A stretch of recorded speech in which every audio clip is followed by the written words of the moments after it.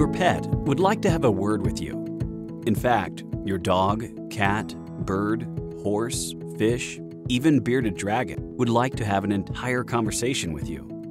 But having that trans-species discussion is difficult without an interpreter or go-between, a specifically skilled individual who's been communicating with our animal friends for more than 3 decades, bridging gaps in understanding, elevating relationships, building peace and harmony among all Earth's creatures.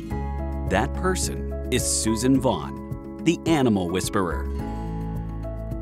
In this episode, Fishing for Answers.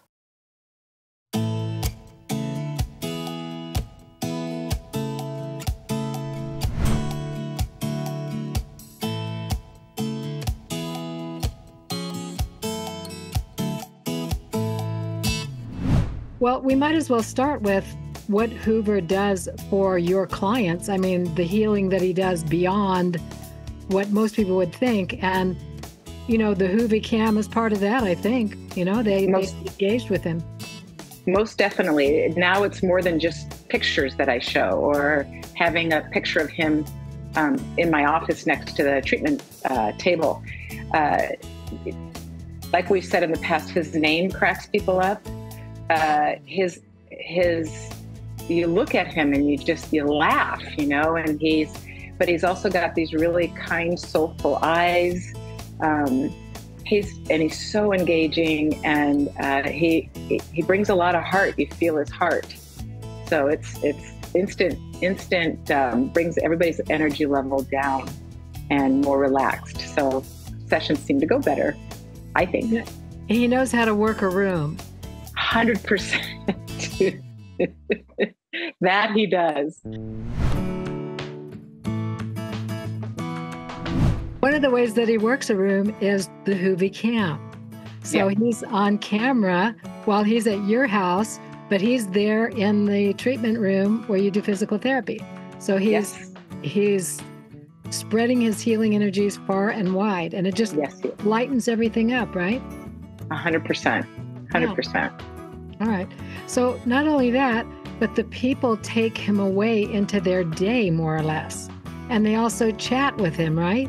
Actually, I sent her a picture, a framed picture of him, because she was going through a bone marrow transplant, and she got rid of a piece of expensive art in her bedroom, and put Hoover right where every time she woke up, she saw him, and immediately he made her feel better.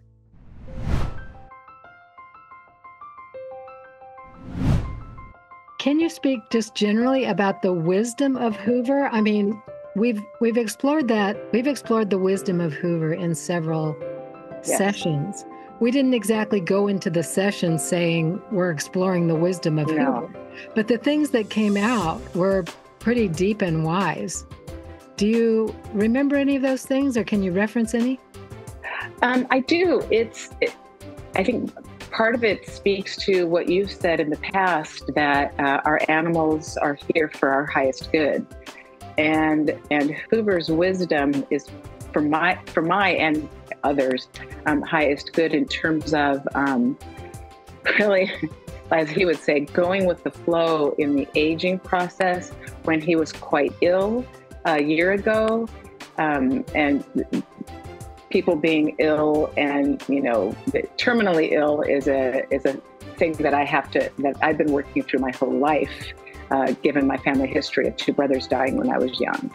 So my immediate go-to is, oh my God, you know, what's going to happen? I get into my head, and Hoover really is just like, you know, let's just ride it out. I'm okay. We're here together. And if I was freaking out, if he was too still, he would say he was meditating, you know, come meditate with me. So anytime I would get fritzy in my head, which, you know, I'm kind of famous for in that regard, every time we would talk to him about that, he'd have something really beautiful in order to bring me down. And the wisdom of, I hit my side. A couple of scales fell off, so no big deal. It's okay. I'm okay. So he really sees the bigger picture. And for me, it was everything for me, because it helped to bring my anxiety level down and just to be present with him.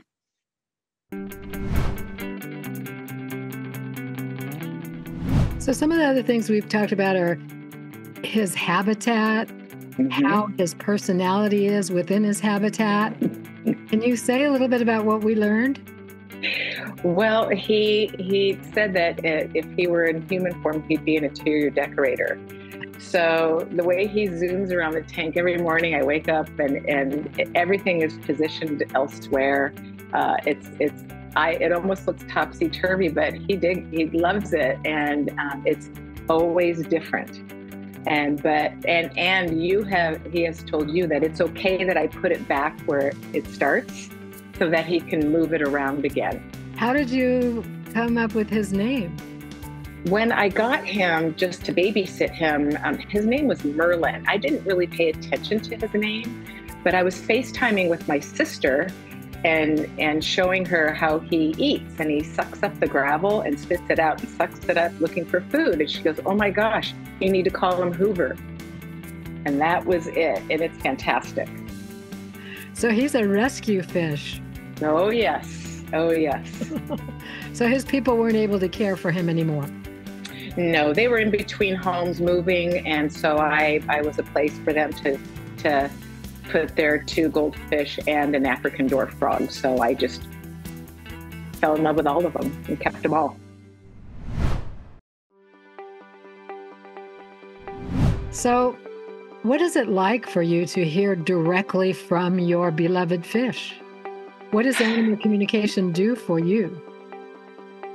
Oh, gosh. It substantiates or validates what I know intrinsically of them, of their capacity for communication and to express love, to express, like the larger emotions. It's more of getting in tune with what he's actually saying. And it's always true. Because anytime he said something to you, and I would wait a day or 2 or whatever to see how it pans out, it always has panned out. So it's quite accurate. Okay. So he has a little bit of predictive nature to what he tells us. Yes. Oh, okay. Well, even when he expressed to you, I was worried about one of the spins and how it looked like he had scraped it and it was bloody.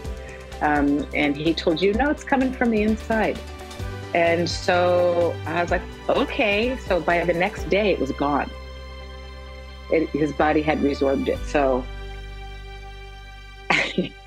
got me.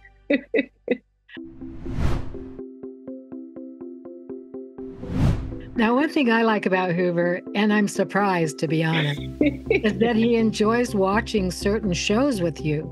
The reason why I'm surprised is because I would have thought that the electronic output would be maybe problematic for a goldfish, but Hoover knows how much he can take. He's a very wise animal, but he also knows what he likes and what he doesn't like. So can you tell us a little bit about how he shows that and about some of his favorite shows? Yes. So very early on, I would sit with him, and after his neighbor bandit, the African dwarf frog, passed away, I would position the iPad at the side of the tank and do a photo roll so he could watch pictures of that. We could. And he would seem most of the time interested, so he would face there. And then at one point, I was not thinking about it, and the iPad was more in my lap, and I had a kind of a low-key movie on, and I was like, and he was facing out the other direction. I thought, is he watching this? And so, is he really watching this movie? So the next night, I said, okay, Hoover, I need to finish this movie. If you want to watch it. He stayed looking at the screen, going back and forth for an hour, finishing the movie with me. So then I tried other, shows. He particularly loves Sylvester Stallone. it was really funny. Anytime I put his show Tulsa King on, he was right there. Other shows that had like a lot of blow up and this and that, he would turn away from. And so he would look at the other end of the tank. But he showed particular affinity to the Netflix show movie Naiad, about Diana Naiad, the swimmer. And he loved the ocean scenes, and he kind of mirrored some of it by watching it. And when bubbles were coming up, he went up to the top of the tank, got bubbles, and he blew bubbles at the same time. And it was quite remarkable, quite remarkable.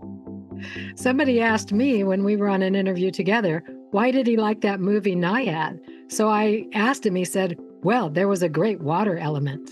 Yes, 100%. So good.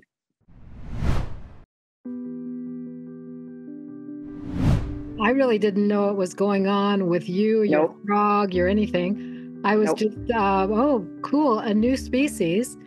Here's a client that has some kind of an emergency. I don't know what it is. So I went onto the internet to look up African dwarf frog to see what they look like, how big they are. And this random study popped up.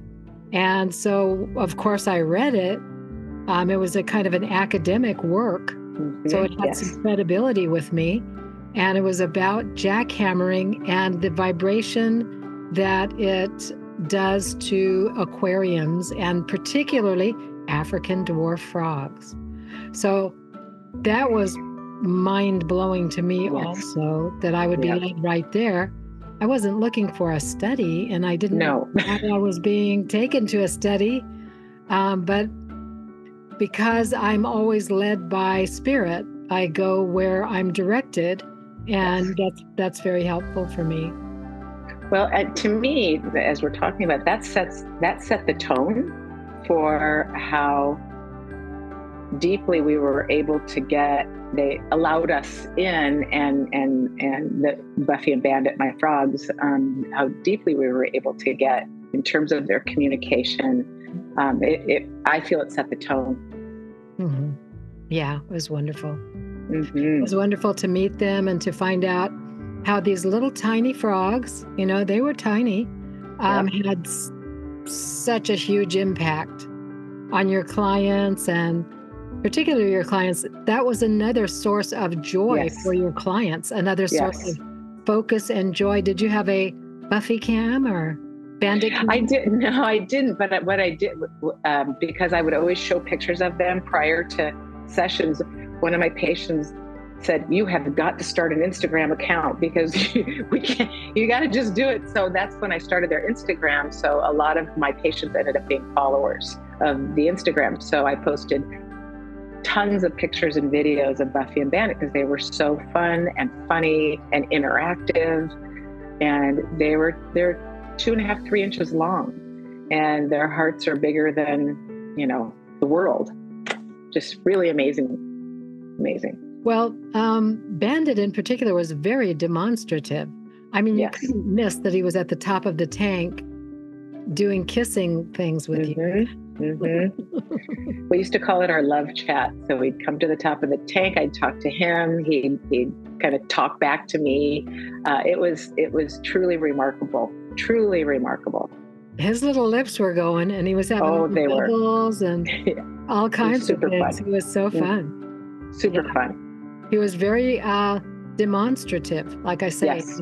That's the thing we don't quite get about aquatic animals. Right. That their demonstration of their joy or their love is kind of different, because we don't navigate a watery home. Yes. So, and then Hoover was telling me one time, I have to get pretty dramatic. It's like bonking me across the head, It's like, hey, sis, I'm okay. It's like, are you okay? You're holding still. And he does a dramatic turn around, and then he stops and faces me like, okay, good enough for you? It's like, yes, thank you. So sweet. So sweet. And hilarious. I remember you asked me one time, why is he swimming all over? Or why is he still? Yeah. You tell me I have to do some pretty dramatic moves. to have Tracy feel that everything is okay. It's totally true. Oh my goodness. No. Oh, anyway, Lucky me. It's been so delightful to get to know your aquatic family. Thank you. You are a part of our aquatic family, so thank you so much. Oh, it's wonderful. Thank you. For more episodes in the series, be sure to like, share, and subscribe. To learn all about Suzan Vaugh and her services, visit our website at animalwhisperer.net. Be part of the community by subscribing to our Facebook page, animalwhisperer.net. Then sign up for Suzan's newsletter to enjoy more of her fascinating animal-human communication stories. So, until next time, join Suzan as she talks to the animals on The Animal Whisperer.